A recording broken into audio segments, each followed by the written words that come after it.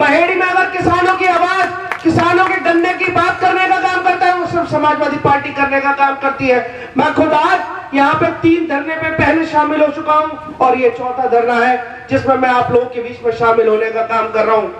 मैं आपको याद दिलाना चाहता हूँ कि ये वही लोग हैं जो किसानों की बात करके, किसानों के नाम पे रैलियां करके, किसानों के नाम पे सभाएं करके ये चुनाव में हम लोग के बीच में आने का काम करा। 2014 की इन्होंने केंद्र में, 2017 की इन्होंने राज्य में सरकार बनाने का काम करा, तो वो सिर्फ किसानों के नाम पे करा, किसानों के नाम पे रैलियां करने का काम करा इन्होंने। कभी किसान परिवर्तन रैली करी, कभी किसान सम्मान रैली करी। लेकिन आज देश में अगर सबसे ज्यादा परेशान है, इस देश में आज सबसे ज्यादा भयावह स्थिति अगर किसी की है तो वो हमारे अन्नदाता किसान भाइयों की है। किसान किसान होता है, न किसान की कोई जाति होती है, न किसान का कोई धर्म होता है। 1 बीघे वाला भी किसान होता है, 100 बीघे वाला भी किसान होता है, और जिसकी 1 विषय जमीन है वो भी किसान होता है। हम सब किसानों को ये सोचना चाहिए कि ये लोग कहते थे कि आज हिंदू खतरे में है, हमारे भाइयों को आपस में लड़ाने की बात करी, हिंदू मुस्लिम की बात करी। मैं इनसे पूछना चाहता हूँ, क्या लखीमपुर में मारे गए जो किसान, क्या उनको आप किसानों का दर्जा नहीं दोगे? क्या वो अपना शांतिपूर्ण तरीके से जो धरना देने जा रहे थे, उनको पीछे से गाड़ी कुचलना कहाँ की मानवीयता का है? ये इनको पूछना चाहिए।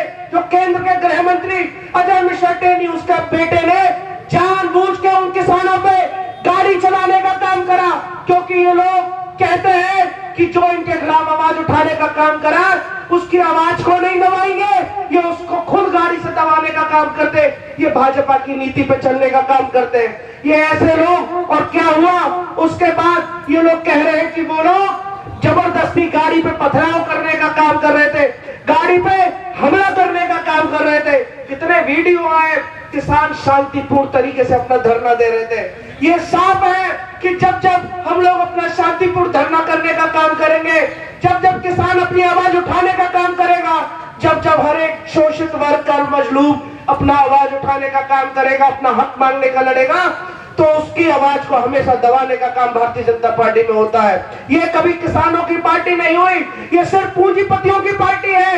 2 बेच रहे हैं और 2 खरीद रहे हैं, ये साफ साफ देखना चाहिए आपको।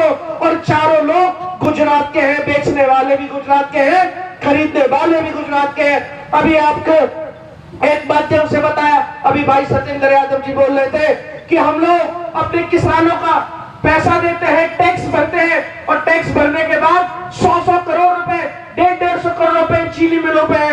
आज पूरे उत्तर प्रदेश में 14,000 करोड़ बकाया है गन्ना किसानों का। अकेले 150 करोड़ से ज्यादा इस केसर चीनी मिल पे बकाया है, और उस 150 करोड़ का ये लोग कैसे 300 करोड़ घुमाते हैं, ये हम सबको पता है। हमारा पैसा, हम अपना पैसा मांगने के लिए लाइन में लगते हैं, हम अपना पैसा मांगने के लिए धरना प्रदर्शन करते हैं, और ये उसी हमारे पैसे से हमारा केंद्र में डाल के माननीय प्रधानमंत्री जी उसी पैसों से 8,500 करोड़ का एहलो के अपना हवाई जहाज खरीदने का काम कराए। ये अभी नई की न्यूज है, हम सबको पता होना चाहिए कि जो हम पैसा भरते हैं टैक्स के रूप में, जो हमारा बकाया रह जाता है, उसी से ही अपनी सारी सुख सुविधाएं पूरी करने का काम करते हैं। वरना कभी आप सोचिए कि 25-30 हजार का आदमी जो सैलरी पे काम कर रहा है, वो इतनी सुख सुविधाएं कैसे ले लेगा? ये चीनी मिल खोलने पे जा रहे हैं, खोले जा रहे हैं, ये सिर्फ हमारे ही पैसे को अपना पैसा बना के, अपना और बिजनेस में लगा के अपना बिजनेस बढ़ाने का काम कर रहे हैं। ये हम लोग, मैं आप लोगों के बीच में इसलिए बात कह रहा हूं कि हम सबको पता होना चाहिए कि पैसा हमारा है, लेकिन फायदा ये दूसरे लोग ले रहे हैं, भारतीय जनता पार्टी के लोग रह रहे हैं। ये लोग कहते थे कि हम सरकार में आएंगे तो 14 दिन में गन्ना किसानों का पेमेंट पूरा हो जाएगा, और अगर पूरा नहीं होगा तो FIR होने का काम करेगा। अरे 14 दिन भी बीत गए, 14 से ज्यादा दिन बीत गए, 14 महीने भी बीत गए, लेकिन हमारे गन्ना किसानों का पेमेंट नहीं आया। ये छोटा मुद्दा नहीं है, बहुत बड़ा मुद्दा है, क्योंकि बहेड़ी जो क्षेत्र है वो सबसे ज्यादा गन्ना पैदा करने का काम करती है पूरे बरेली जनपद में, इसीलिए सबसे ज्यादा प्रभावित बहेड़ी क्षेत्र का किसान होता है। बहेड़ी का किसान, चाहे दिल्ली में अभी किसानों की हड़ताल हो, सबसे ज्यादा बढ़ चढ़ कर हिस्सा लेने का काम करता है, और यहाँ की आवाज मान्यता और रहमान साहब उठाने का काम करते हैं। ये हम सब लोगों को आज सोचने का वक्त है। मैं आप लोगों से अब ज्यादा बात नहीं कहूंगा, लेकिन ये बात कहूंगा कि हमें हमेशा सोच समझ के अपनी सरकारें बनानी चाहिए, हमेशा सोच समझ के अपना नेता चुनना चाहिए, हमेशा यह सोचना चाहिए कि कौन सा नेता हमारी आवाज को उठाने का काम करेगा, कौन सा नेता हमारे हक की लड़ाई में हमको साथ रहने का काम करेगा, कौन सा नेता हमारा सम्मान देने का काम करेगा। आप सबको ये सोचने का वक्त है। हमसे मानते हैं चलो गलतियां हो गई, पिछली सरकार में गलती हो गई, लेकिन आने वाला समय बड़ा महत्वपूर्ण है। खाली 3 महीने का समय बचा है। 3 महीने बाद जिस सरकार को आप लोगों ने बनाने का काम करा है, उसी सरकार को उखाड़ फेंकने का काम भी आप ही लोगों को करना है। ये हम सब लोगों को प्रण लेके जाना है।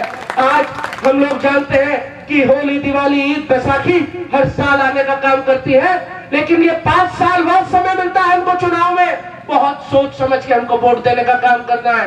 आज कौन सा ऐसा वर्ग नहीं है जो इस भारतीय जनता पार्टी ने इसको ठगा नहीं है, जिसको परेशान नहीं करा है। आज हमारा युवा बेरोजगार घूम रहा है। आज हमारे बहुत से हमारे साथी है, पढ़े लिखे सबके बच्चे हैं। कितने लोगों को नौकरियां मिल गई, नौकरियां निकली जरूर, लेकिन एक भी नौकरी निकलने का बाद पूरी भर्ती प्रक्रिया होने का काम नहीं करा है।